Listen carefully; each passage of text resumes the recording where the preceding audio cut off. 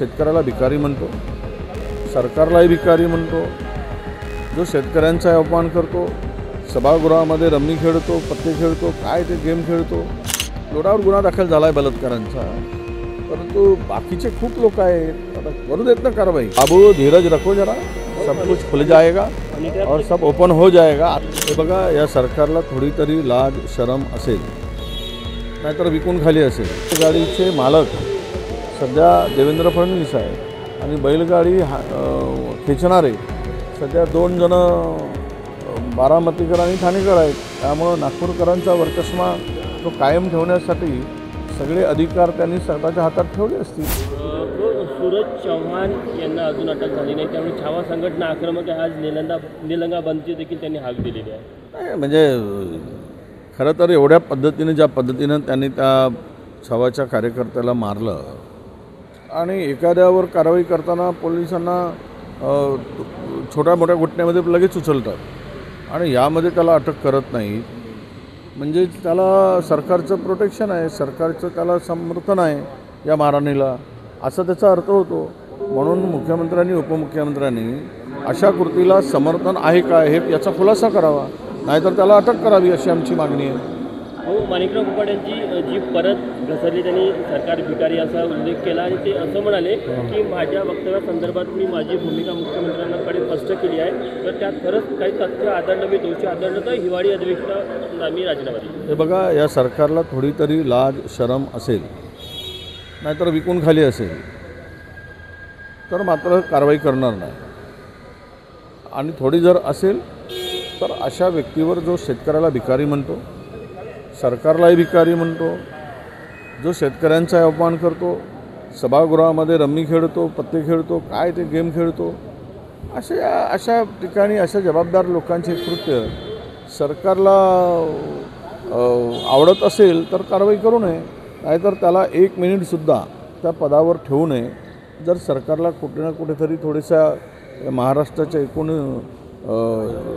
शेतकऱ्यांच्या संदर्भात जाण असेल, शेतकऱ्यांचा कळवळा असेल, शेतकऱ्यांच्या संदर्भात थोडं तरी प्रेम असेल, तर अशा ठिकाणी त्यांनी त्वरित कारवाई केली पाहिजे.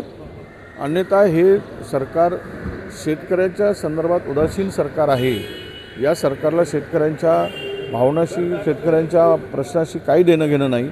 शेतकऱ्यांचा रोज अवमान करणाऱ्यांना आणि कृषी मंत्र्यांना हे कृत्य करणाऱ्यांना हे पाठीशी घालणारं सरकार आहे असा त्याचा अर्थ होईल. आणि आम्ही राज्यभर या कृतीचा निषेध करत फिरू.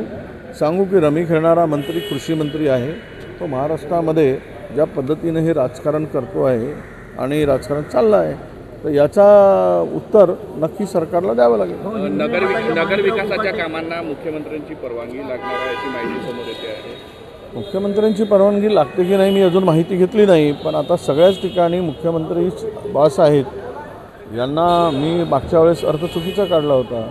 बैलगाडीचे मालक सध्या देवेंद्र फडणवीस आहे आणि बैलगाडी खेचणारे सध्या 2 जण बारामतीकर आणि ठाणेकर आहेत. त्यामुळं नागपूरकरांचा वर्चस्व तो कायम ठेवण्यासाठी सगळे अधिकार त्यांनी स्वतःच्या हातात ठेवले असतील. पण मी एक सांगतो की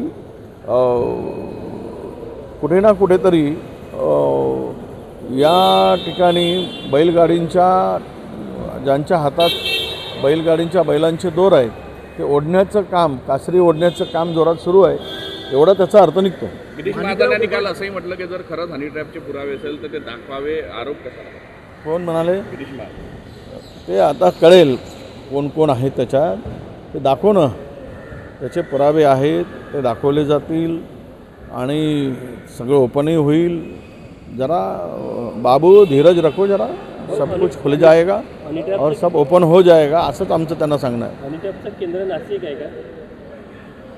नक्कीच नाशिक आहे, सुरुवात नाशिक आहे, काही पुण्यातले आहेत, अनेक ठिकाणी आहेत. हे जे हा सरकारचा खेळखंडोबाच झाला आहे.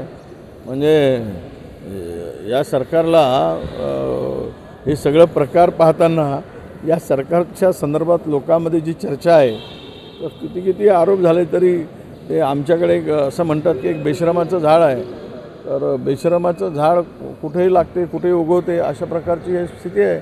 आणि एखाद्याला म्हणलं की अरे तुझ्या बेशकराम झाड लावलं तर ते म्हणतात की नाही नाही मला सावली झाली, असे म्हणणारे काही व्यक्ती आहेत बेशरम. तर त्या पद्धतीनं हे सगळं कारभार सुरू आहे. ट्रॅप आहे, हनी ट्रॅप म्हणण्यापेक्षा या ठिकाणी मोठे मोठे अधिकारी आणि आजी माजी सगळे राजकारणातील मंत्री ठिकाणी अनेक मोठे मासे हे सगळे त्यामध्ये ट्रॅप झालेले आहे. हा ब्लॅकमेलचा धंदाही हा मोठ्या जोरात सुरू झाला होता. ज्याचं नाव पुढे आलं तो लोढा, त्याने अनेकाकडून म्हणजे ज्याला दाखवलं त्याच्याकडून पैसे घेतले, ज्याची आहे त्याच्याकडूनही पैसे वसूल केले. तो किमान 200 कोटी रुपये याच्यातून कमान वसूल केलेला आहे, अशी माहिती सगळीकडे मोठ्या जोरात सुरू आहे. म्हणजे ज्याला दाखवलं त्याच्याकडून पैसे घेत जाणं हे धंदा त्यांनी राजरोसपणे सुरू केला आहे. आता ते कोणाचा कार्यकर्ता मी यावर बोलणार नाही, पण हे उघड लवकर होईल. लोढावर गुन्हा दाखल झाला आहे बलात्कारांचा, परंतु बाकीचे खूप लोक आहेत. आता करू देत ना कारवाई, फक्त कोणालाही प्रोटेक्शन घालू नका. आमचं तसं म्हणणं आहे की कोणी कोणत्या पक्षाचं असो सगळ्यांनाच कारवाई झाली पाहिजे त्यामध्ये असेल तर. म्हणजे सत्य तपासून 100% फार मोठं राकेट आहे. आणि मी सांगेल की तुम्हाला या सगळ्या प्रकरणामध्ये 50 लोक तरी किमान सगळे अधिकारी घेऊन आणि लोकप्रतिनिधी घेऊन आहे.